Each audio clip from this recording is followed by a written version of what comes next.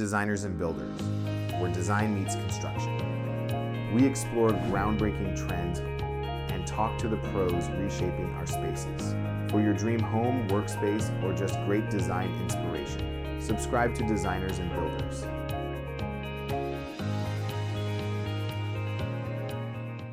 So, welcome to a brand new episode of the Designers and Builders podcast. I'm your host, Steve Larosiliere.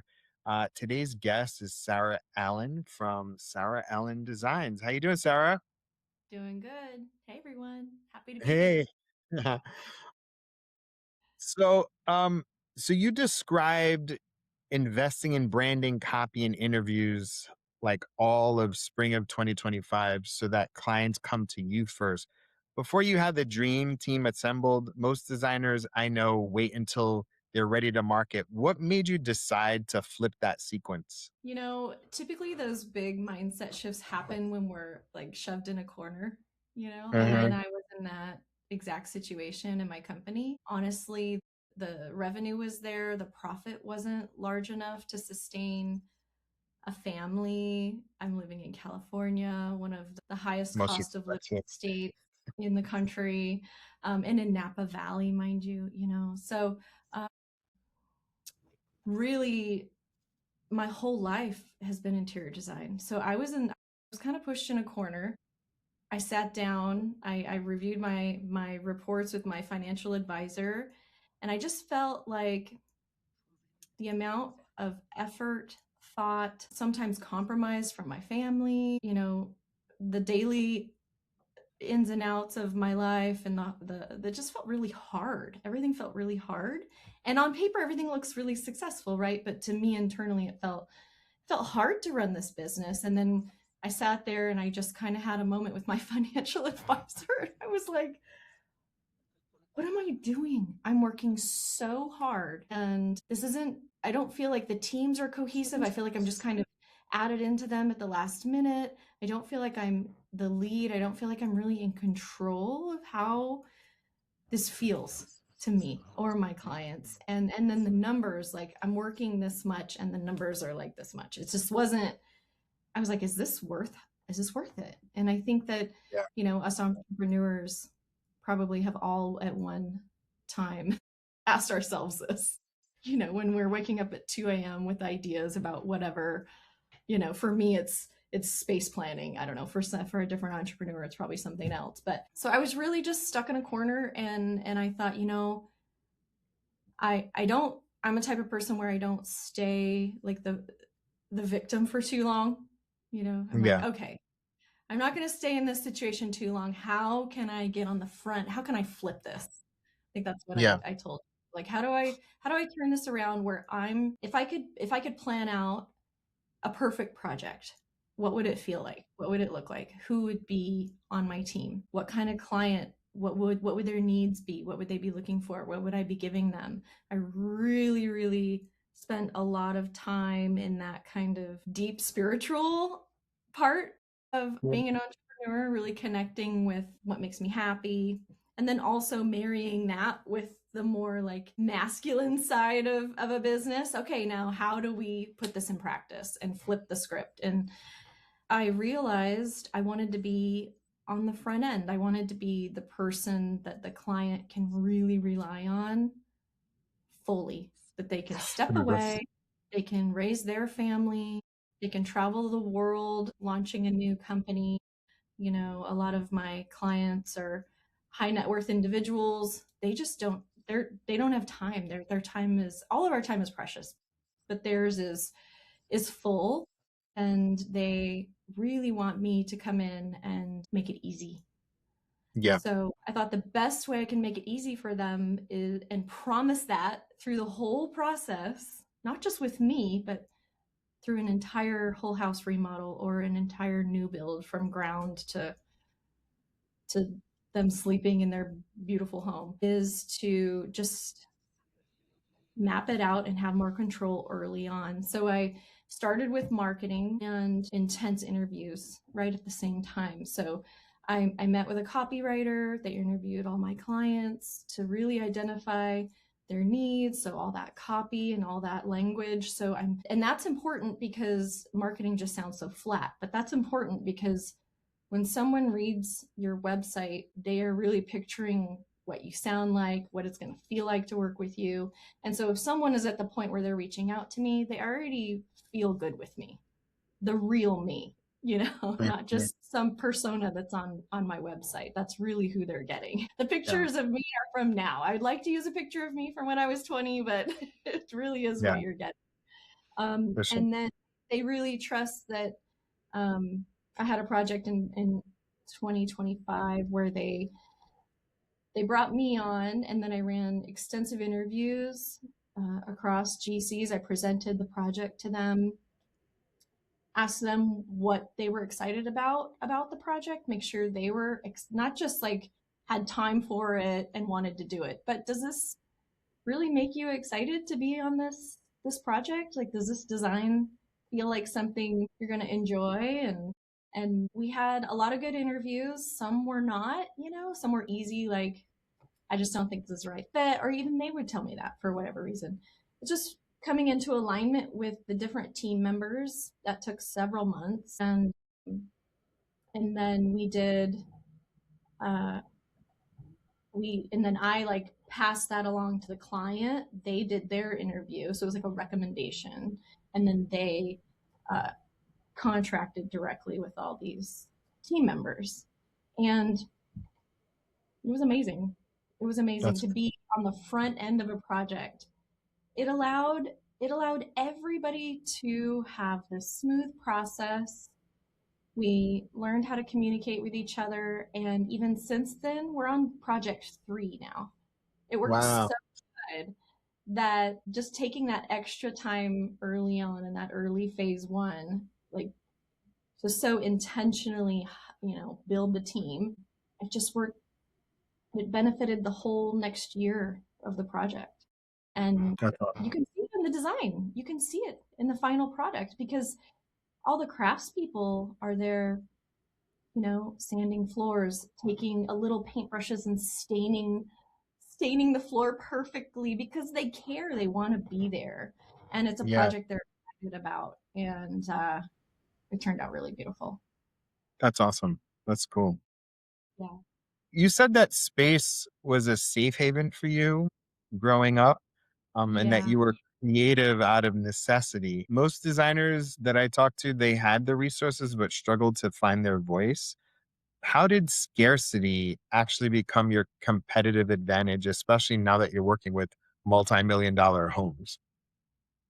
I know, it's like such different worlds. My mom was a seamstress, so mostly single mom working a lot of jobs, worked very hard, my mom. And she loved us and took care of us, but she just didn't have the resources, And so we were kind of, I guess, latchkey kids. I don't know. We spent a lot of time at home, my brother Scott and I, and entertaining ourselves. And my entertainment and my safe place was my bedroom. And I spent a lot of time in there doing crafts and stuff. And we had enough. Like, I wouldn't say I grew up in poverty, but it definitely was. It was tough at times. And so, I think early in my 20s, I spent some time kind of feeling bad about that early, in Mhm. my teens, maybe even kind of wishing, you always wish, well, maybe I wish I had what that other person had. It's easy. The comparison thing is really easy to do when you're young. But the older I get and the more I develop my business, I realize how much it actually created who I am and really served me well.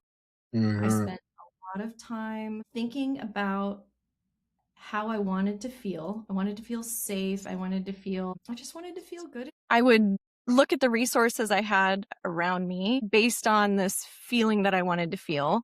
And typically that was old towels, and I'd wash them and then pull out my mom's sewing machine and I vividly remember making curtains out of old towels.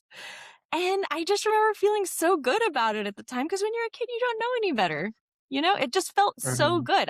It was creating and building something that was going to make me feel comfort and feel like I was making something mine, and taking Mhm. pulling something out of my head and putting it into real life. So old sheets, old towels, anything like that didn't stand a chance in my house.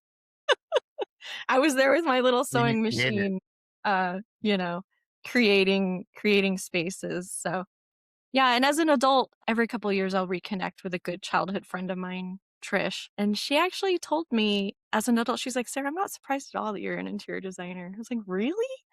When you're starting to figure out like, wow, I just kind of had this in me when I was young. So yeah, yeah. So it's fun to Yeah. think back and think about that. How many years has it been in business? Have you been in business? My own business launched in 2019. So was that 6 years? 7 years. 7 years? 7 years. 7 years. Congrats. Thanks. It got easier What at was 5 years. So I have to say, if anybody's in the trenches right now, just if you can just stick it out for those first 5 years, something really did shift at year 5. Yeah, got a little for easier. sure? What was the impetus to say like, I can do this on my own? Uh, I've worked with a couple amazingly talented interior designers in my life. And so I did spend a lot of time being mentored by incredible designers, Penny Shotback, Karen Scadden. So I really took my time in that. I didn't jump in real quick. And I think that that is really important. I think that are there people who can probably launch or in their early 20s? Probably and be super successful. But having a little bit of that reality check what it takes to run a company, not just be Mhm. a designer, but run a company and also learn the language of luxury design. Um, Mm, yeah, that was key. And so when I felt like all of that was in place, I launched my company. yeah. Yeah. Can you talk a little bit about luxury design? If you were to give like a brief sort of sales pitch on luxury design and like how it differs from like maybe from the client perspective to like your process perspective, like you talk a little bit about that? Sure. There I will say there's this conversation that man, if I just everything will be so easy if I just have no budget on a project and I get this luxury client and there's this endless budget. There's kind of this false world, I guess, is the right word. That doesn't exist. What I have found in my experience with my high net worth clients, they are financially secure because they watch their money. They need a lot of information to make a decision. And then it's not like they just have all this money and they just give it all to you and you can do whatever you want and it's all easy and it's amazing. They are where they are because they're good with money. So, just you have to be comfortable talking about money. You have to be comfortable laying out your fee structures. You have to be Mhm. comfortable talking about, I've set up my company like this. You're going to see this charge, or this is going to be, there's a 15% handling fee here because you're supposed to be really comfortable, and that comes from spending time in developing all of that. I've had Mhm. several business coaches, and I just signed up for another one today. And it's my third one in 6 years, you said 7 years in business. And each one played a huge role in where I was in that chapter of my business. And each one launched me into a new, like totally new dimension of my business. So I, Amazing. yeah, that's been amazing.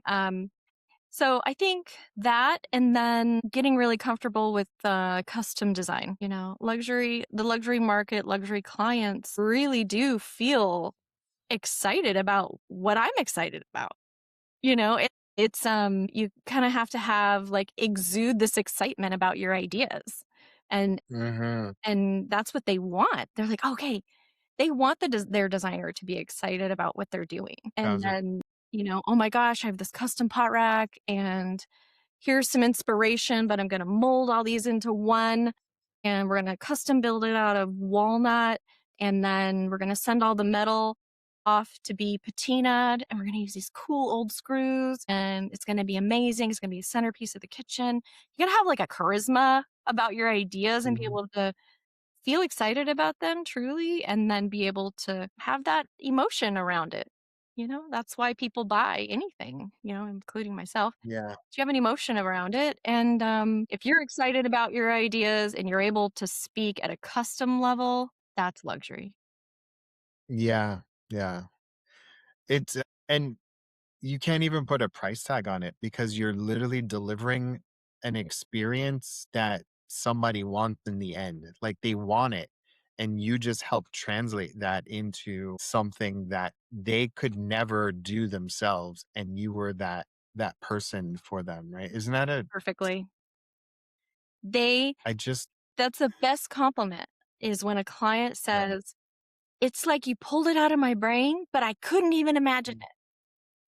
Yeah. I feel like it's theirs, Yeah. but they couldn't give It's that to so cool. themselves. Yeah, It's so cool. I did a it is. somebody it's so cool. It's so cool. It's actually kind of an addictive feeling to be like and it and if you're able to build up that level of trust with them, and I feel like the trust comes from like high touch communication Mhm. and like being able to make sure that you capture what they're saying and not saying and be able to like I'm thinking about these clients that I just did a record lounge for this one client and his wife she wanted a wine credenza and I was like, you don't need a wine credenza, you need a wine nook. Like and she was like, what's a wine? You know what I mean? And then like you I was take like, one idea "Yes, and you're like I do. I need a wine." she's like, yes, I do need a wine nook. She goes, we just started collecting wine. We go to Napa, like, and so we built this thing. And then her husband was like, I collect records. I have 800 records, but I'm collecting more. I need a, and I was like, you need a. I was like, don't make me sell your record lounge. And they got really excited by that idea. You know what I mean? And so, It's so good. um, it's so fun. It's so fun. Yeah, Yeah, it's it's so cool. we're all developing who we are, but also like who we want to be in life. And like Thousand percent. our clients are launching into these new ideas of who they want to be. And they want to embrace records. They want to drink more wine. You know, it's like we're helping them brand themselves in this next new chapter of their lives. I mean, it's just a different we have different tools to do it. It's paint and furniture and trades craftspeople and yeah, we're helping them define It's who so they're going cool. to be. Absolutely. So Yeah. you talked about like you're running 3 service deals, like a 2-hour consult, the design for the day, and a like how did you figure out how to draw those lines with folks? Yeah, well, a lot of business coaching. So I learned all the Mhm. different ways to do it, and I've tried all the different ways to do it.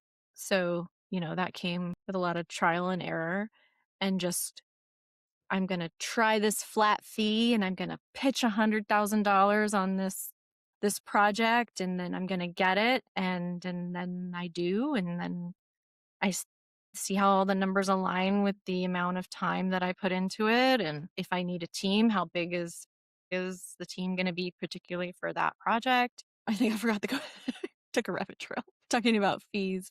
Yeah, well, just your service structure, like how did you Yeah. arrive at it? Yeah. Oh, yeah, yeah. Okay, so most people start off with an alignment call. It's just a call. Just yeah, Mhm. they'll email me from the website or a referral. I get a lot of inquiries from our website. And then we'll just hop on a call and we see if we like each other, if they like me, if I like them and um make sure, there are a couple things I'm looking for in their needs to make sure I can really nail it and make them happy, Mhm. and then vice versa as well. And then we jump into an on-site consultation. It's a one-off consultation and it's up to 2 hours and we get a lot done. I'm very efficient. We get a lot done in that 2 hours. At this point, I can design a whole space in 2 hours and they're really Yeah. fun. And then we talk about how to move forward from there. I have a better idea of the scope. Is this someone with 20 small things that have nothing to do with the other? Is this someone that really wants to invest in a whole space and buy everything at the same time? Is this someone that just needs ideas? I'm looking at all of those needs. And then we either jump into a flat fee or we jumped into just like a block of hours. Yeah. There are different needs for both. Hmm. Some clients really feel better about a flat fee. They know what they're in for. Um, they can get out of their head and get into just the creativity of it. They're not worried about time, and some people really need that. So I reserve the flat fee for them. And then at the end of that is typically what they get for that flat fee. Those can be 1 or 2 bedrooms is around like, I don't know, 15,000 flat fee. And then for that, they get a 3D. That's non-negotiable, I've decided. Even if they say, "Oh, I don't wanna pay for that," or I say, "Then I'm not your designer." Like, Yeah, that's yeah, what you get. That's what you're purchasing with me because I for know sure. people really need that. If you're calling a designer, you probably can't Absolutely. realize. So, I need that as a tool, and if you take that tool from me, it doesn't you're not gonna nobody's gonna be happy in the end. So, we Mhm. decided that's part of the package. So, between ten and $20,000, you can have a fully designed 3D rendering with some loose ideas about what direction to take, finishes, maybe a few vendor directives. And then if you decide at that point, hey, we really like each other. I like working with you. I want to keep going.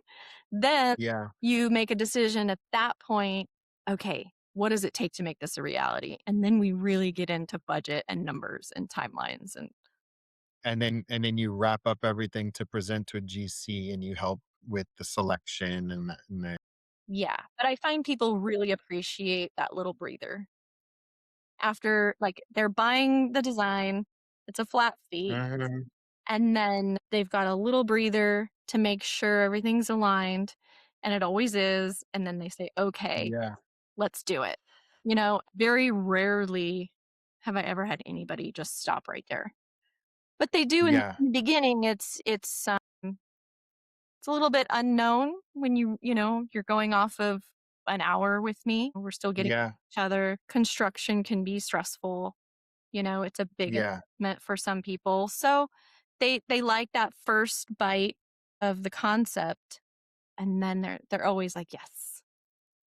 Don't yeah, leave me," yeah, actually. They're like, "Don't leave me. No, let's do it. Let's do it. Does the GC have time? Can you check the schedule? Can we can we source this and we source that?" They're always the momentum at that point is so good. yeah. Yeah, I find I do a similar thing, like after a certain point, I do a design, and the design really what you said is absolutely true. The design helps crystallize what they actually want. And if Mhm. you don't deliver that design, it's hard for them to imagine what they need, and it's also a great way to weed out people as well, right? You don't want the design, well, that's kind of part of what we do, Mhm. and you're gonna be like what you just said, like, you're gonna be happy because you Yeah. know exactly, and you're not, like, making stuff up. Yeah. I wanna make people happy. I mean, that's Yeah. what I wanna do, and if I don't feel like I can do that for whatever reason, you know, Mhm. then I'm really okay with saying, I just don't think I don't think I'm the right person, or I don't think this is the right thing. I don't think I can make you happy. I'm okay with saying that because I really For sure, genuinely want to. So, for sure. yeah, Hey, so you mentioned your dream project, the equestrian ranch. Can I'm you obsessed. say you described it as like grounded luxury? How did you translate that specific feeling for a client who doesn't have a reference point? And how did you get them to feel what you're describing? How would I get them to feel what I'm describing? Well, How I'm did you get them to feel what you're describing? Yeah. well, I'm half Southern and I'm half California girl. So I'm this Okay. weird mix of both. And I would say in my mind, it's um, an estate on some acreage, which is luxury, brings us right back to luxury. Having acreage is luxury living, and For some sure. horses or even cattle. I don't care. Some livestock outside, indoor, outdoor living. You can flip open your kitchen window, and you have your bar, and your horses are right there. Fire pits here, maybe a pool, and you can just fold open your doors all the way. Indoor, outdoor living. It just is the way people really want to live right now. If people Yeah. totally just have a choice, that's how they want to live. They want nice finishes mixed with like casual comfort. And Hmm. that's like metal and brass and, accented, maybe some leather dining chairs with like a strap around the back with like metal that looks like a bridle on a horse or something, strapped Hmm. back, and this really antique, huge wood table, and um, big oversized lighting and high ceilings and a lot of warm wood. We're totally moving away from white on gray. That's like, is it okay? Yeah, it's okay. Is it what most people probably have? Yes, that's probably what most people have right now. So I am certainly not one to turn my nose up at it. But if you are designing Yeah, yeah, yeah. luxury estate, you're designing a luxury estate, it's warm wood tones, layered leathers, metal, Uh-huh. like I said, the oversized lighting, natural stone. I don't even use anything else anymore. It's all just each slab is its own piece of art. And we go pick it Wow. out personally and we see it in person and we make sure it's the right size, and we're just so inspired by the stone. I've gotten to where I pick it out really early in the process, kind of like a rug. Like Yeah. that can define or provide inspiration for the rest of the space. Mm. Slab of stone. It becomes a reference point for that you design everything around. Exactly. Yeah. Yeah. Yeah. And That it's must be nice to be able to have a client that trusts you and say like, the stone is this, we're going to design around that. For them to develop that level of trust would, and especially too, if they're anchored on other things and like that must be really, really cool. It's so cool. I have some really trusting clients. I really do. And then they'll come with me. Some of them will come with me and meet me. They'll fly in and meet me at the slab yard and we'll walk through. And I think it's just feeling excited about what you're doing. I mean, they can feel it. They Yeah. they feel that and they get excited as well. And some of them I'm taking pictures of them with their slabs of stone. Every project I've ever worked on, I have a picture of my clients standing next to their stone slabs. And they're just like so happy they found their soulmate in a natural stone slab. And then it's pretty awesome because then we get that'd be a really cool video to put together actually. The client with the slab. And then at the end, it's so neat to see how it's fabricated. Yeah. It turns into this beautiful um, front panel on a hood, or is it a table, or is it a countertop, or a bar? I Just, just had a really cool one where the husband wanted it lit from under. So it was the first time I've ever done mm, that. That was really cool, really fun. that's so cool. Yeah, That's so cool. yeah. Um, if you could redesign something outside of interiors, a system, a process, or an experience, what would it be and why? If I could, If you could redesign something outside of interiors, like what would you design? like a place, like a structure, a different. Just like, yeah, like a system, a process, or experience. Like, I'm sure as a designer, you look at other things and you're like, oh, I could design this better. Like, do you have other sort I of love to travel and go to beautiful resorts. And yeah, I can't sit anywhere and eat a meal out and not pick apart the space I'm in. I mean, yeah, it's really fun. It's fun because I mean, more than, it's like a good exercise, right? Probably. yeah, yeah. And thank goodness my Yeah. husband really loves to talk about that kind of stuff too. I don't drive him crazy. Who does? My husband, thank goodness Oh yeah, he's sitting across the table with me eating dinner wherever we are at the resort or whatever. Thank goodness he can, he can yeah, handle it. yeah. Yeah, so I think what would I change? Gosh, that's a tough question. I think soundproofing it can be annoying in a restaurant when you're trying to like, or you're anywhere and Mm, the sound is bouncing around. mhm. I think that's just one of my pet peeves. So I'd probably change that. That seems to be one of the quickest, Yeah. easiest fixes you can do for a commercial space, Yeah, for sure. you I've know? seen I've seen some really great like sound solutions being integrated into spaces. Like I've seen Yeah. like unique sort of Well, no one just whether it's no one wants to be screaming over each other the entire time because all that sound is just reverberating off all of the hard surface. Mhm.